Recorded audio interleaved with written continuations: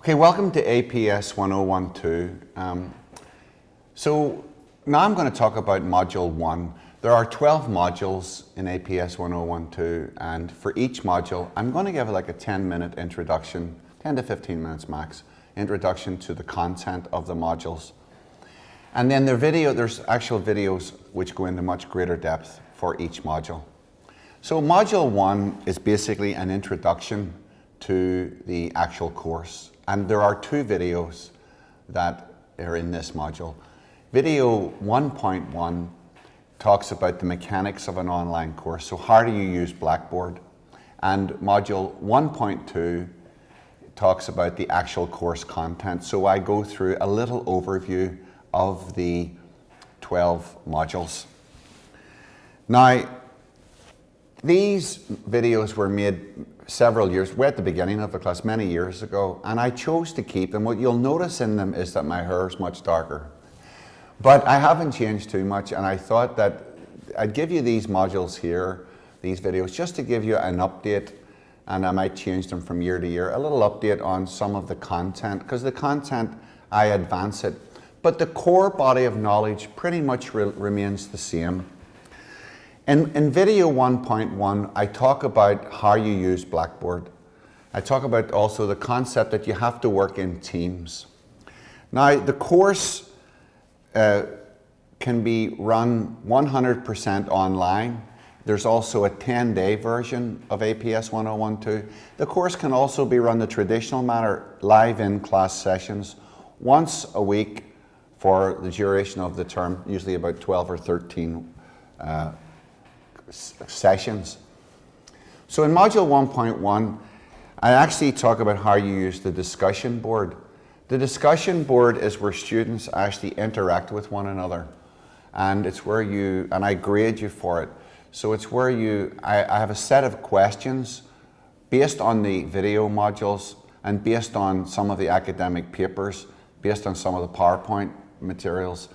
And then I asked you questions where you discuss them. So you bring your own point of view into that module and you enter them in the discussion board. And I encourage students to work with each other to respond to one another. The other part I go through is the actual syllabus. The syllabus changes from year to year, not in the core content. It changes maybe 5%. What changes? Sometimes I put different emphasis on grades. So for example, in the online course, I put much greater emphasis to the online input as far as grading is concerned. So for example, I'll just have a look at this particular one.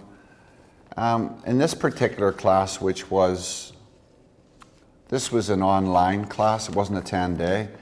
The discussion contribution was 30%. And then I had term critical papers, which were 15%.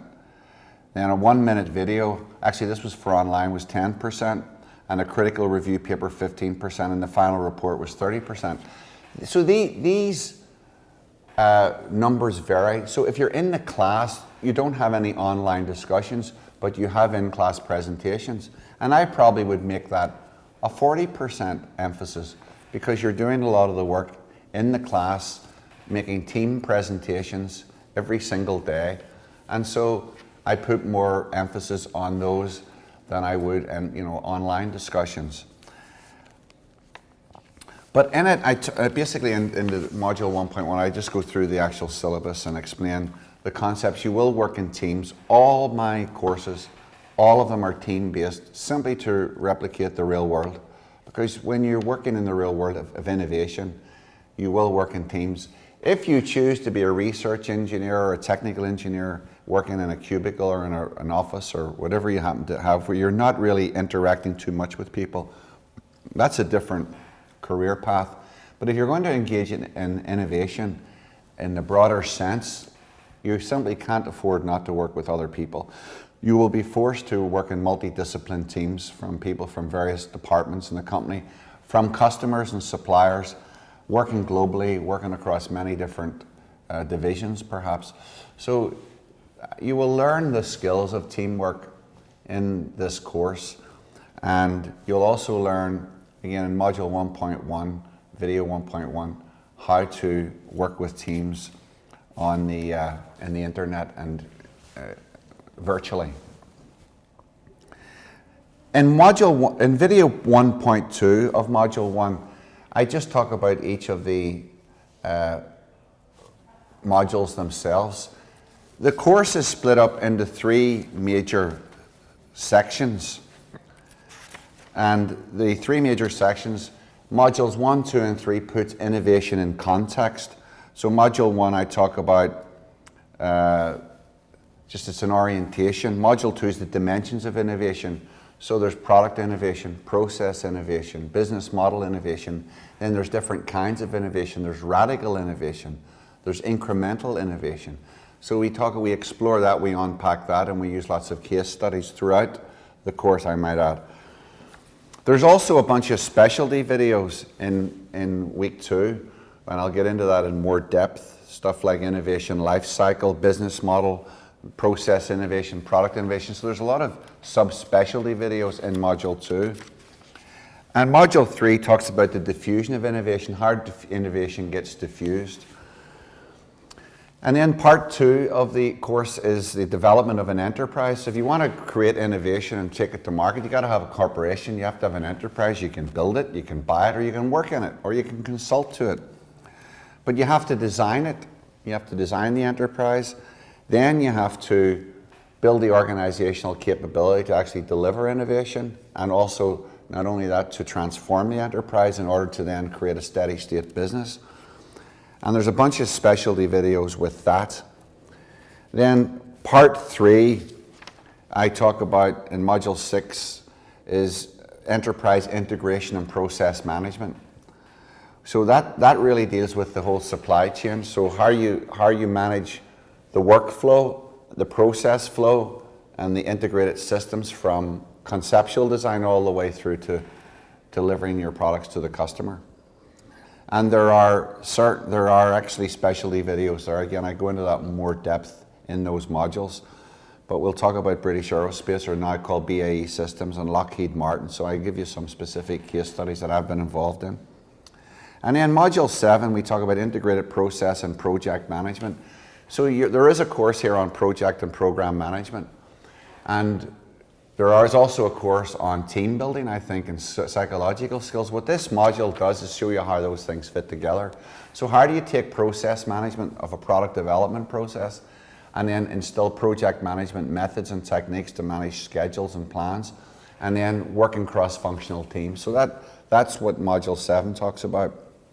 And module 8 talks about lean product development and knowledge management. So you want to have a lean process where you're not producing waste. One of the most important parts is if you want to design products that are going to be manufactured, then make sure you have manufacturing engineers and manufacturing experts in the design process so you avoid downstream problems. That's the best way, and that's called concurrent engineering. And that's the best way to avoid downstream problems.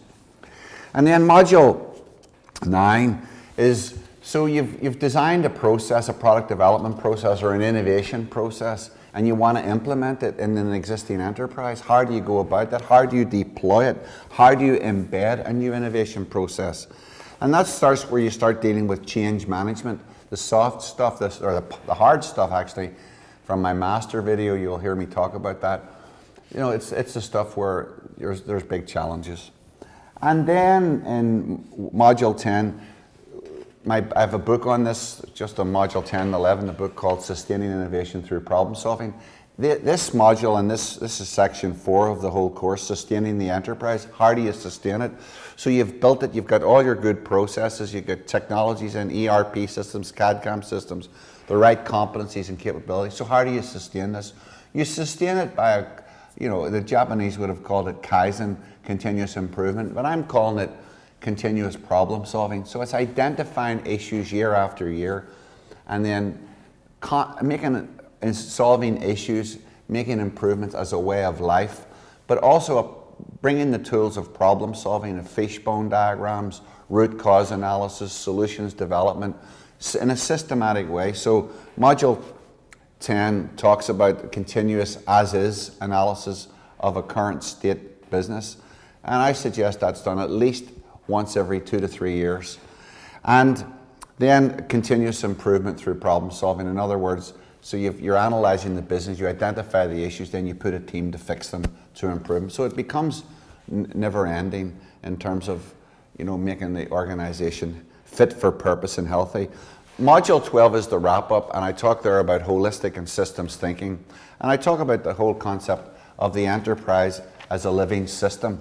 And what happens with living systems? They change, they grow, they mature and decline.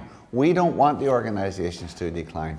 We want you to perhaps get on new S curves, new innovation curves, when a technology or a product or the culture is perhaps in its decline. There's maybe unhappy people, we're not attracting the right talent. We want to get you on the next curve for further. I don't necessarily push growth.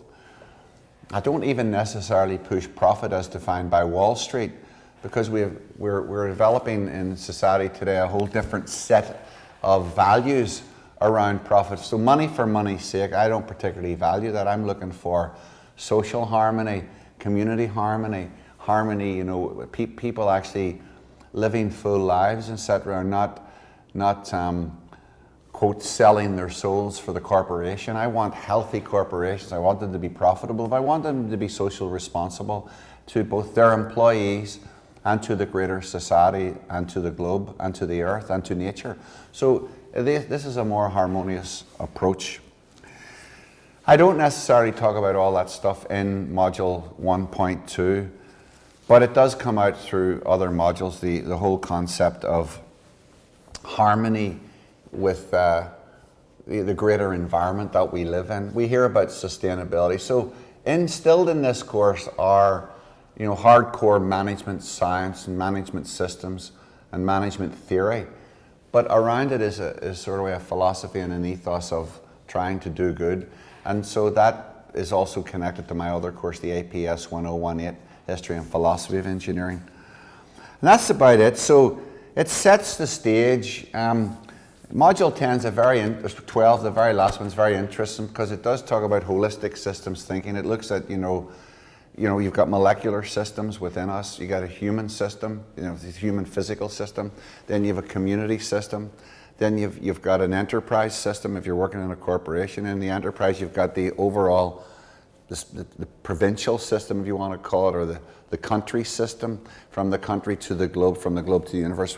So everything is a system, and they're all related, and there's cause and effect relationship between and among all of those systems. So there are certain universal systems law that we will explore in Module 12. So that's it. Thank you, and I'll see you again in Module 2. Bye.